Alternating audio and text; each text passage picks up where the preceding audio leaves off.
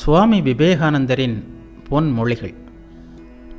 நீங்கள் ஒவ்வொருவரும் மகத்தான சக்தி பெற்று உலகத்தையே அசைக்கக்கூடிய பரந்த அறிவை பெறுவீர்கள். எல்லா விதத்திலும் எல்லையற்ற கடவுளாகவே ஆவீர்கள். நீங்கள் அப்படி ஆக வேண்டும் என்றுதான் நானும் விரும்புகிறேன்.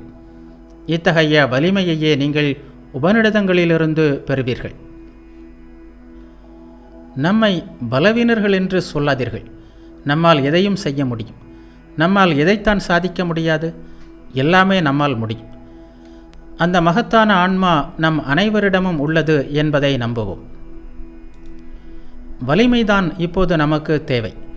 வலிமை பெறுவதற்கான முதல் படி உபநிடதங்களை அடைந்து நான் ஆன்மா என்று நம்புவதுதான். நான் எல்லாம் வல்லவன், நான் எல்லாம் அறிந்தவன் என்று நம்மை காப்பாற்றக்கூடிய மங்களமயமான இந்த வார்த்தைகளை மீண்டும் மீண்டும் சொல்லுங்கள்.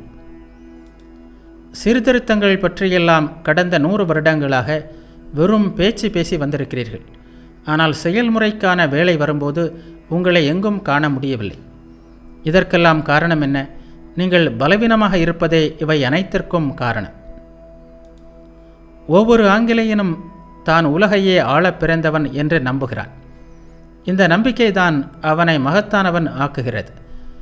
நான் இழிவான பாவி என்று பாதிரிகள் கூறியதை நம்பியிருந்தால் இன்று இருக்கின்ற ஆங்கிலேயனாக அவன் இருந்திருக்க மாட்டான்.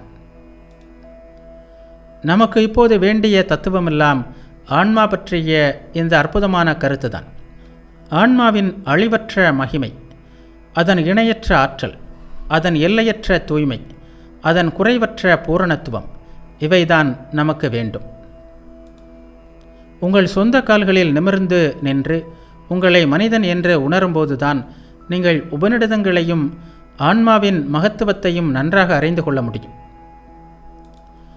நான் உங்களை நேசிக்கிறேன். பிரச்சனை எங்கு என்பது எனக்கு தெரியும்.